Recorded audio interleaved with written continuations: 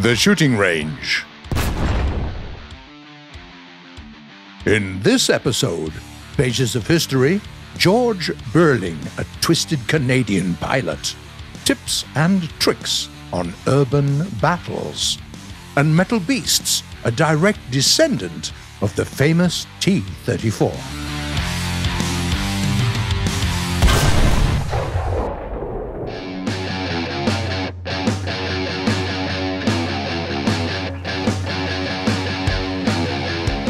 The T-44 is a Soviet medium tank with a battle rating of 6.3.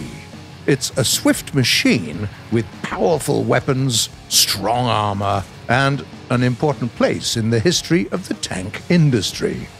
The ideas first implemented here determined the future appearance of the Soviet medium and then the main battle tanks for many years to come. When World War II was still far from over, it became clear that the T-34 started becoming obsolete.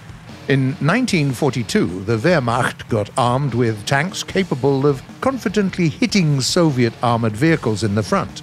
The army needed a replacement, and a year and a half later, they got one, in the form of the T-44. Thanks to the transverse engine layout, the new tank came out significantly lower than its predecessors, and the armor thickness increased so much that during the tests, not a single shell from an 88mm gun could penetrate the upper armor plate. And that's despite the fact that the mass of the tank hasn't changed that much compared to the T-34. The tank's weapon is an 85mm cannon with elevation angles from -5 to 20 degrees. On the turret, we can also see the DT forward-facing machine gun. The upper glacis plate looks reliable, 90mm of steel at a 60-degree angle. The lower plate has the same thickness, angled at 45 degrees, which is also quite good. Finally, the turret is protected by 120mm of armor in the front and 90 in the sides. However, the slope angle here is almost 90 degrees, which makes it one of the most vulnerable spots on the machine. The driver is placed in the front, next to the fuel tanks. The remaining crew members are sitting closer to the center, and the power plant is located in the rear of the hull. The T-44 is a classic medium tank, but in terms of tactics, it resembles neither its predecessors nor the later Soviet machines. The main round in our ammunition will be the BR-367 APC-BC. It has enough TNT-equivalent explosives to cause chaos in the enemy tank's combat compartment. As for the penetration rate, here things aren't that shiny. The T-44 won't always pierce even a Tier 4 medium tanks in the front, not to mention heavier giants. Of course, it's got the BR-367P APC-R round as well. But even this one pierces 200 or more millimeters of armor only at point-blank range. When playing on the T-44, you need to look for vulnerable areas in the opponent's armor, for example, the turret race ring or the lower glacis plate. On the other hand, this tank is ideal for flanking maneuvers and concentrated fire. Thanks to its powerful engine and excellent cross-country ability, it's always able to get where its owner needs it. And if it comes to a direct confrontation, it's important to remember that though your hull is capable of repelling many shells, the turret has far worse protection. This tank is the most effective at medium distances, where the penetration rate is already sufficient, but the chances of getting hit by an incoming projectile right in the turret are still not that high. Plain terrain is preferable to a hilly one, since the elevation angles here are quite mediocre. Finally, the last thing that's important to consider, the T-44's gun swings a lot more than its famous predecessors. So, when you accelerate and decelerate, do it as smoothly as possible.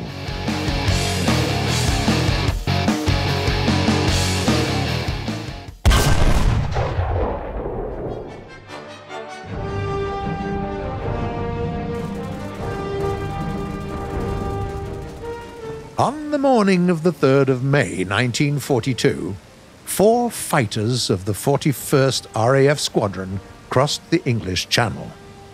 Those were the newest Spitfire modifications with cannons. They were heading deep into occupied France to prevent the Luftwaffe forces from attacking British bombers that were following shortly behind them. One of those Spitfire pilots, Robert Middlemiss, recalled later, 3 of us felt uncomfortable that morning. Why only 3? Because the 4th fighter was under control of the crazy Canadian, aka George Beurling, later receiving the nickname Screwball, the man with perhaps the most controversial reputation in the Royal Air Force. A repeat disciplinary offender, a troublemaker, ignoring all existing rules, orders, and instructions. And the worst thing, a loner. Beurling didn't fit into the military fraternity at all. He wasn't exactly communicating with his comrades, let alone making friends. At first, he tried to join the US Air Force and go to China, where the Flying Tigers were fighting against the Japanese in their P-40s. Didn't work out. Then he tried enlisting in the Finnish Air Force to fight against the Soviet Union, and was declined once again. Finally, the British aviation. Beurling came to the recruiting station only to discover that he'd forgotten his birth certificate at home. What do you think he did? Pick the most insane idea and you'll be spot on. He went after it back to Canada. Mind you, at that time it was almost impossible to even recruit a crew for a cargo ship crossing the Atlantic, since German submarines were sinking them one by one. It was a risk that few agreed to take, and this one sailed with a freight convoy back and forth, only to get the damned certificate and the opportunity to finally pilot a Spitfire. And now, here he is, flying in the trail of his formation and assuring the other pilots that he saw Luftwaffe fighters in the distance. The rest wore their eyes out. Nothing. But Beurling was relentless. There they are, can't you see? Having realized that they didn't believe him, he simply broke the formation and rushed off into the distance. In a sense, he could be understood. After all, what was the order? Prevent the German fighters from breaking through to the bombers. Also, protect your leader. Well, why wait until this moped leader finally notices the enemy planes, if you can just shoot them down, right? Right. By the way, do you know how a lone Spitfire can disperse a whole Focke-Wulf Staffel? Oh, so very easy. First, you dive under them on collision courses to hide from the Germans under their own wide hoods. Then pull up your nose, take the appropriate lead, and destroy the leader's plane without even being noticed. The rest of them won't even realize what's happened. Out of habit, they will decide that they've been attacked from above, so they'll rush to dive trying to escape. These Germans and their Focke-Wulfs, they always do that. Meanwhile, Beurling was already getting a second frag down. Unfortunately, no one believed the Canadian when he got back on the ground. The gun camera only showed empty sky. The lead angle was so large that the ill-fated German simply didn't get into the frame. What was undoubted, however, was the fact that the pilot left the formation and endangered his comrades. Beurling was suspended from flying. Someone else would have despaired, but the Canadian got bored. So he asked to be transferred to Malta, an appointment that would have scared any British soldier to death those days. But hey, there were no dull formalities there. You could just fight. They let him go, and were happy about it. Malta was exactly the place for a demonical guy like him. No one even suspected back then what a present they had given to Malta, to the RAF, and to Beurling himself. But that's a story to be saved for the following episode of The Shooting Range. Don't forget to subscribe and click the bell if you don't want to miss the ending of this story next week.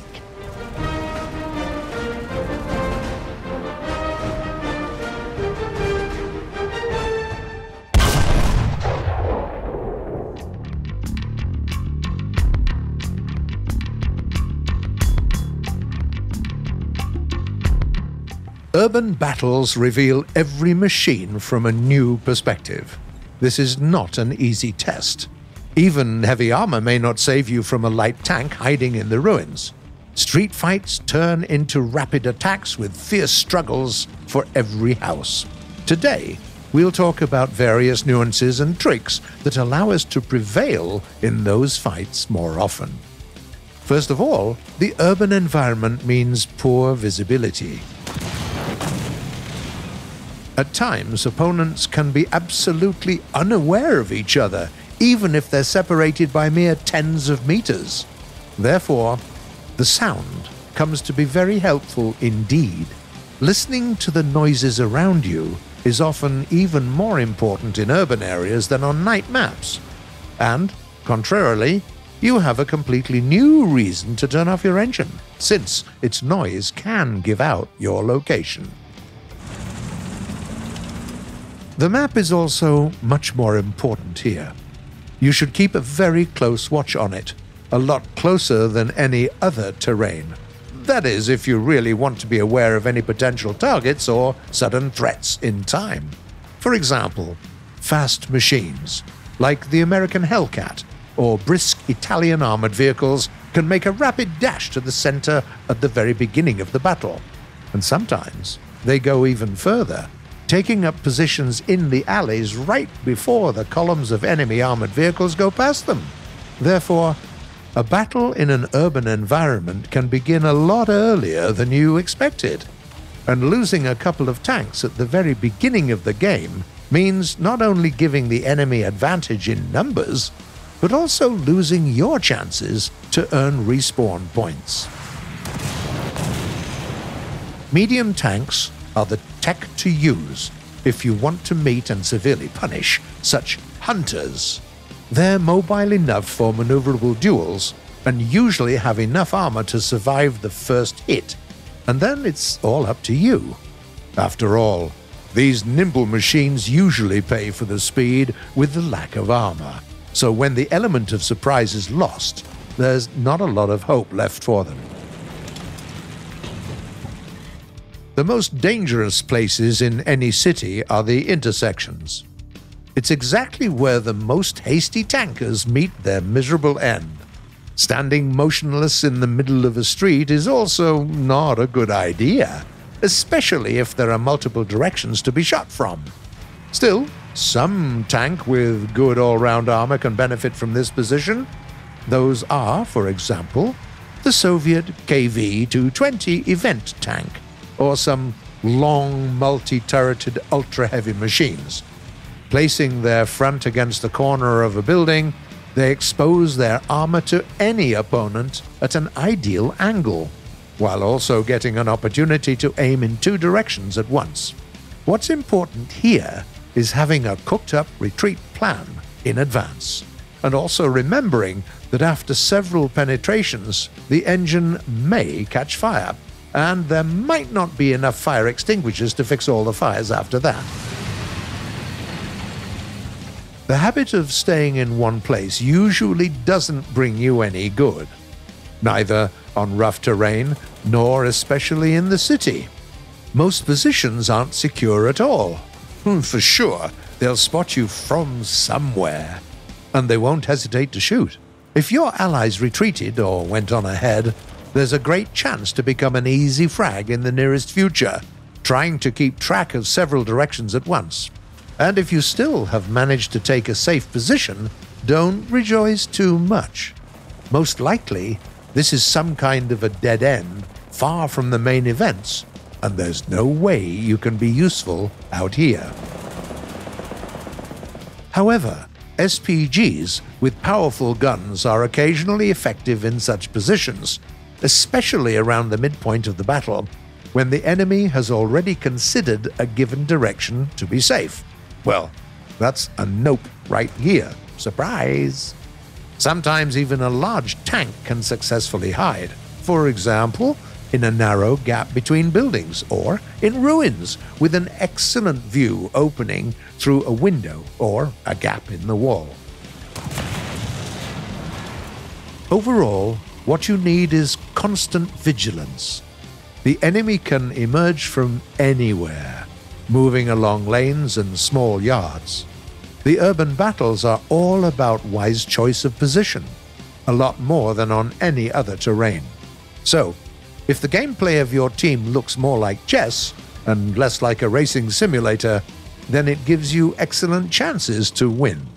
And now, it's time to answer some of your questions from the comments.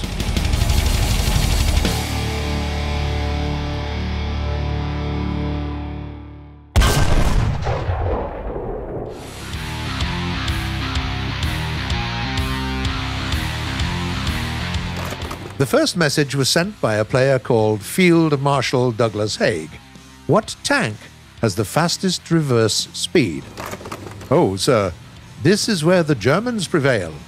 The wheeled Puma vehicles, aka the STKFZ 234, have transmissions with 7 gears, both forward and backwards, so they speed up to 90 kph in either direction. And if we're talking about Caterpillar-based tanks, it's the Germans again. The leader here is the premium Ru 251, and next in line are all the machines based on the Marder and the Jagdpanzer 4.5. Also, there's an interesting model in the French tree, the AMX-10RC Recon vehicle. Its reverse speed gets to 85 kilometers per hour. Then there is a question sent by Josh UK 96. When will we see some more supersonic jets? You might have noticed that we add new supersonic jets with virtually every major update. Now, these updates, they come out on average once in several months, right? So, yeah, that sounds like something to think about. A similar question comes from Nightcore Alpha Wolf. My major question is, are they going to do anything new to the other tech trees not including Sweden? Hello there. Out of curiosity, can you remember an update that was so focused on one nation that we haven't added any other tech for other countries in it? We always try to let our players enjoy the new updates no matter what country they research, so we add tech to multiple nations all the time. Sure, when a new nation is introduced into the game, it gets some additional attention at first, but we never forget about the others. And the last message for today was written by Viper Labs. Any chance we could get a tips and tricks section on the RP3, considering it's the only rocket you get till rocket pods? Thanks for the idea. We'll think about it. Well, once again, that's it for today. You've been watching The Shooting Range by Gaijin Entertainment. We keep asking you to subscribe to the channel so you don't miss the next one. Click the bell to make a noise. Leave a like because you do. And don't drive alone on a hostile city map. Tell us what you think in the comments below, as we really look forward to them. See you on the shooting range in exactly 1 week.